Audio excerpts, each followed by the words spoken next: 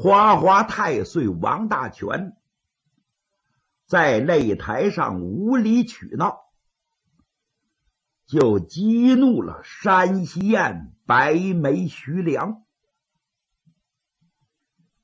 徐良一看自己得赶紧出头，不然的话非出人命不可。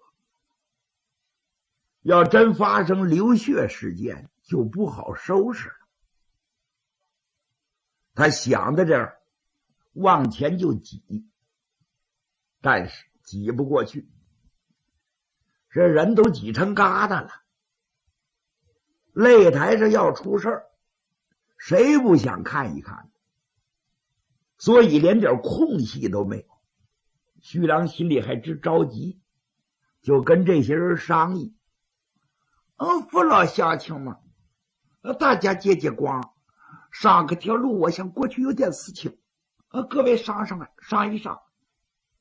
谁听他的？任凭徐良怎么商议，大伙儿连理也不理。最后徐良一看，来个特殊的吧，恕我无礼吧。各位，既然要不给我上个条路，我可对不起，我要借路而行。有人都乐了，心说路还有借的，这连缝都没有，你上哪儿借路去？没理解他这话是什么意思。就见徐良一摁两帮人的肩膀，脚尖一点地，噌窜到这些人脑头顶上来了。这些人觉着脑袋有点不得劲，一抬头，当着大伙的脑袋，徐良是飞身上了擂台。就这一下全给惊呆了。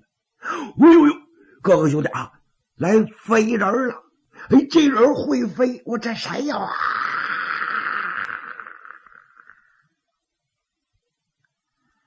徐良来到台上，一不慌二不忙，就到了花花太岁王大全和王熙正的中间，把两臂平伸。二位先不要打，二位暂且住手。这两个人正打着，中间来个人横住，没法打了。王熙正虚晃一招，跳出圈外。再看浑身上下都叫汗的湿透了，颜面微驼，大口大口的喘气，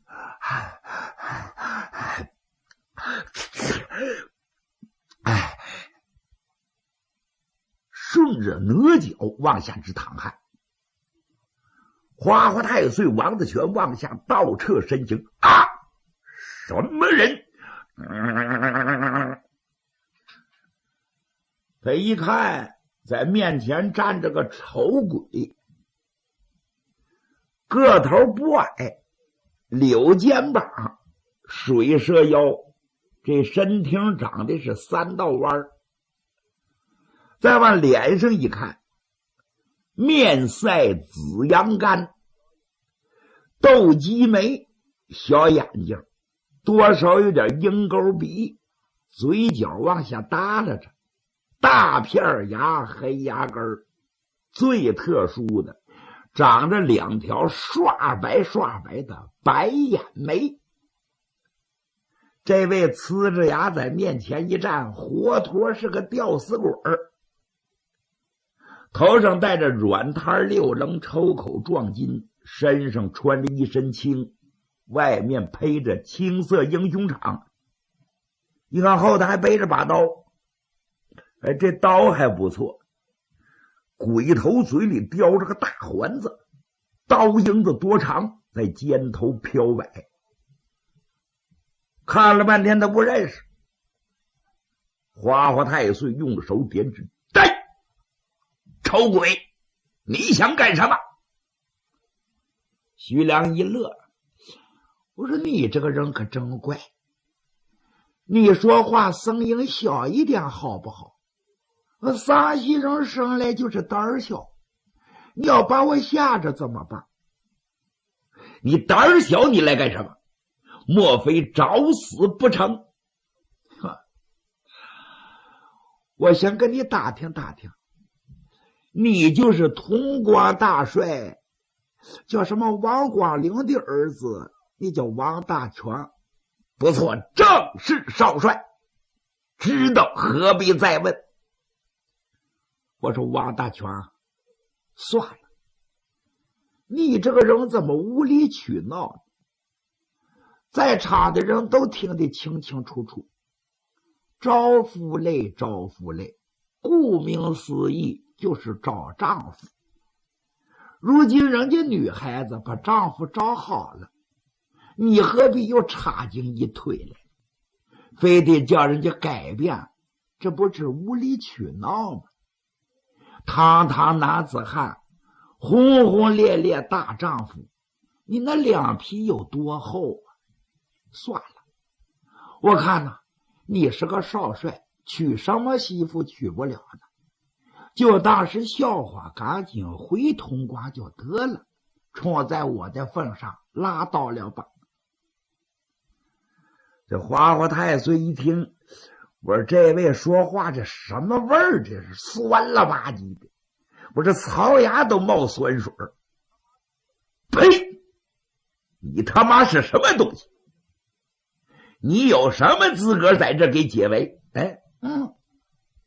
我说你这个人说话可礼貌一点，陕西人可有个脾气，我要不上火不生气花子罢了，你要真惹得我生气了，我可掰你的牙，一个一个我全给你拔光了。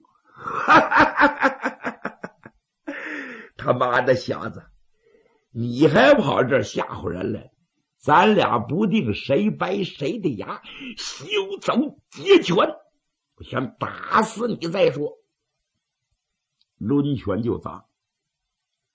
王熙正这阵缓过这口气儿，王熙正心中暗想，你说这人心挺好，这叫暴打不平来给劝说，但是有点自不量力呀。你瞅你这模样，腰你都直不起来，你跑这解什么围？让人家一拳真捶到你身上，就得打个骨断筋折呀！哎呀，看来啊，我还得接茬动手。可正这时候，肩头上觉着有人拍了他一下，他回头一看，正是小诸葛沈仲元。就见沈仲元满脸都是笑，王熙正有点不解，愁都愁不过来呢，我这老头怎么乐上了？大概有点气疯了吧。刚想要问，沈仲元趴到他的耳朵上，孩儿啊，好了，这回一天云彩都散了，你就在这好好歇着，把这些事全包到这个人身上。叔叔，他是谁？哎呀，你没瞅着白眼眉为记吗？难道你就没听说过当今世上出了一个了不起的英雄，人送绰号三手大将多倍仁雄，山西燕子白眼眉徐良，没听说过吗？哎呦，就是他，一点不差。徐良来了，咱还怕什么呢？王熙正一听也乐坏了，哎呦，我真是有眼不识泰山，闹了半天这是白眉大侠，轰雷贯耳，可惜我没见过，哎，没想就在眼前呢。书中代言，这就叫人的名，树的养。现在要提起徐良来，无人不知，无人不晓，只是没见过罢了。老星徐良是小诸葛沈仲元的亲徒侄，沈仲元对徐良太了解了，那能耐也太大了。凡是多难办的事，徐良一到手到病除；多难解的疙瘩，只要徐良一在，破开是不成问题。因此沈仲元一看是徐良，这心放下了，但是他也纳闷，不知道徐良这从哪儿来，他不在开封府当差呢吗？怎么蹦到华阴县来了？安下小诸葛心里怎么想，咱先不说，单说徐良。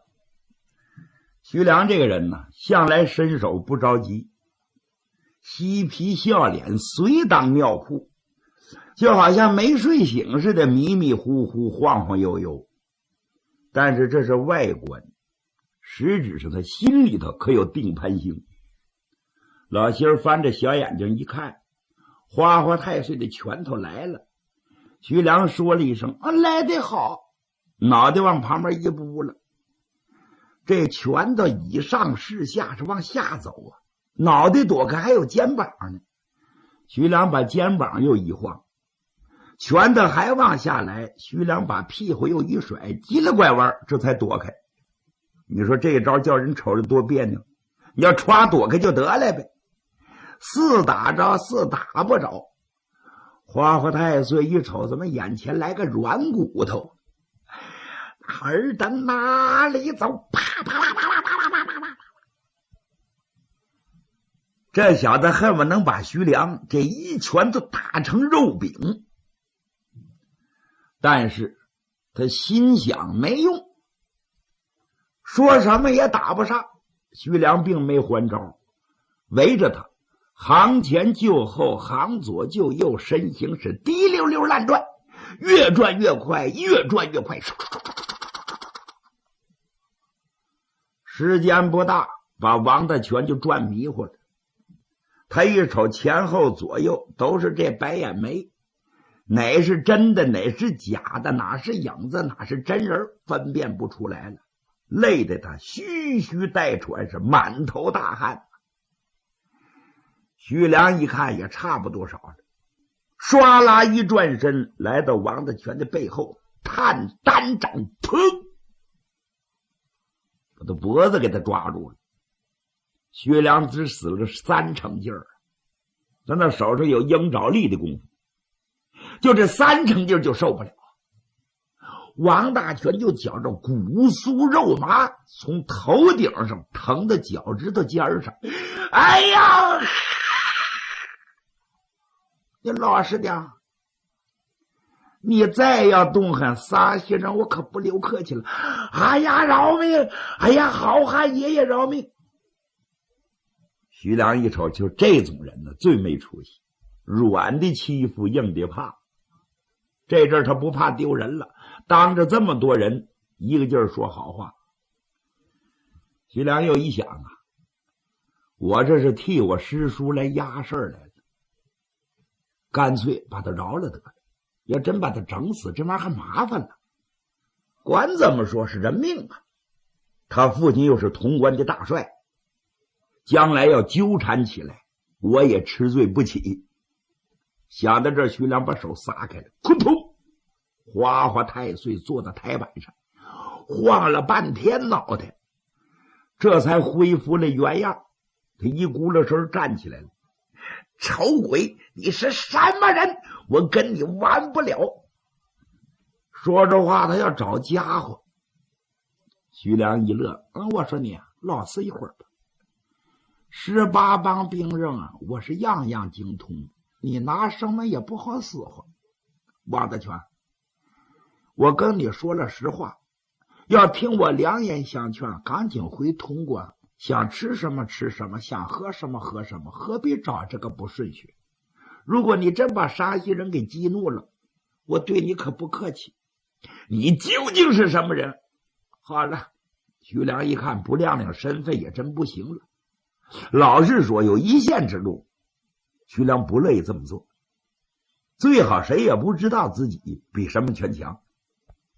但是看眼前的形势，不拿点真格的完不了。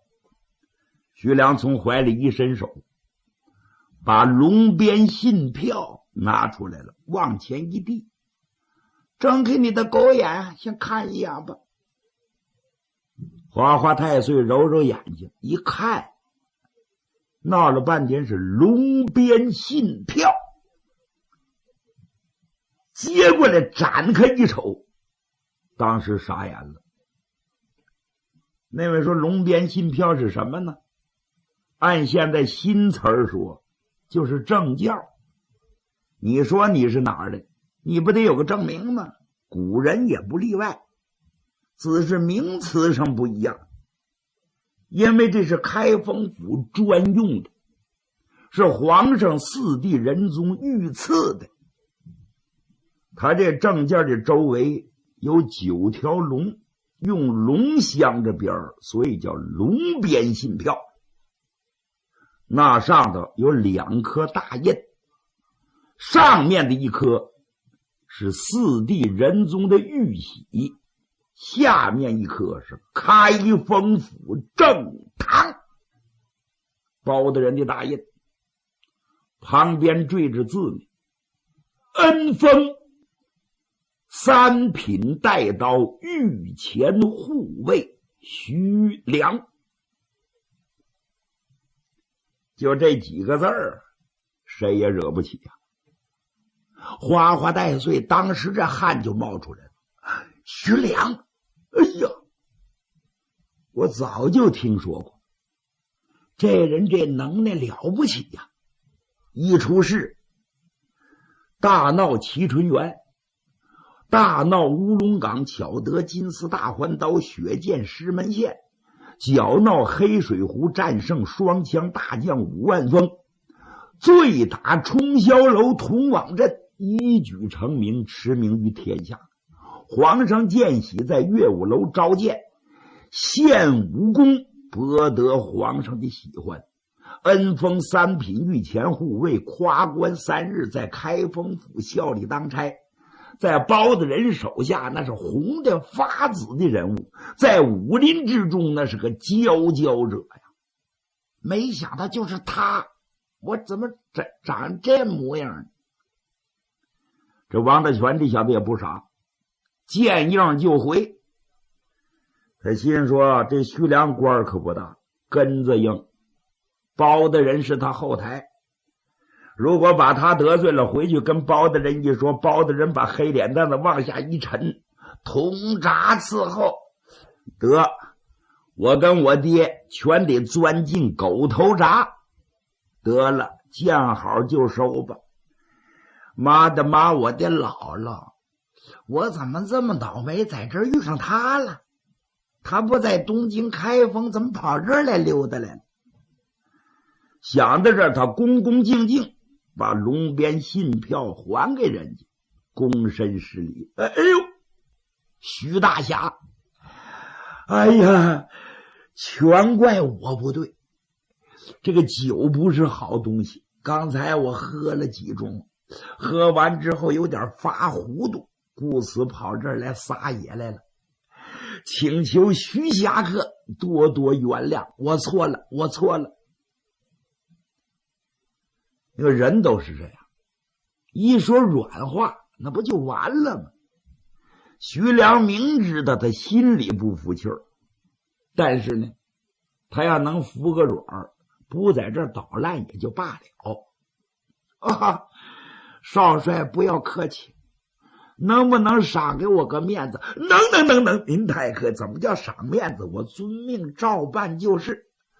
如果徐大侠不嫌弃，能不能跟我到潼关做客？我巴结巴结您啊！不要客气了，少帅，将来有了机会，我希望你敢奔开封府去闯吗？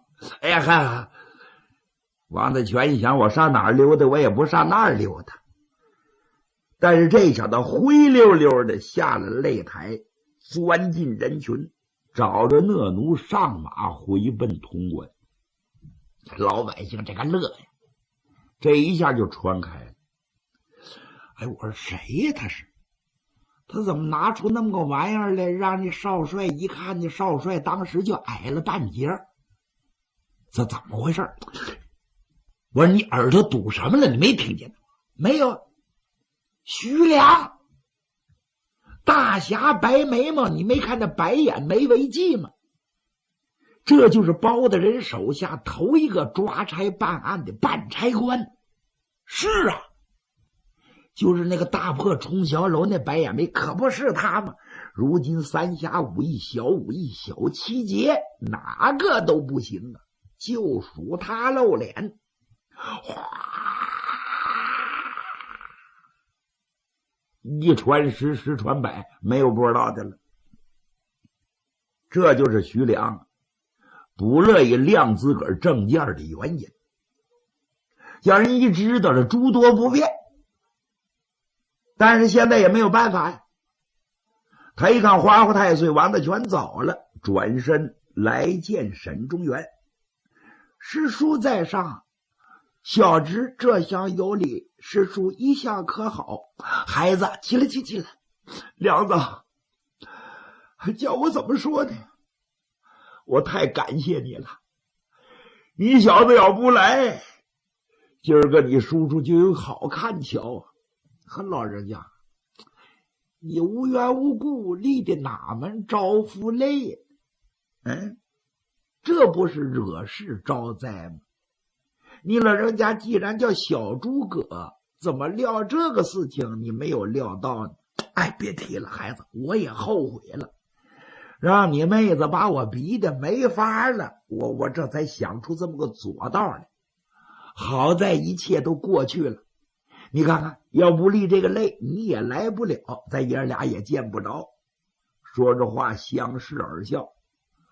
沈仲元赶紧吩咐一声，把擂台拆了，快拆快拆，到官府销案，这事儿算完了啊！赶紧跟我到家。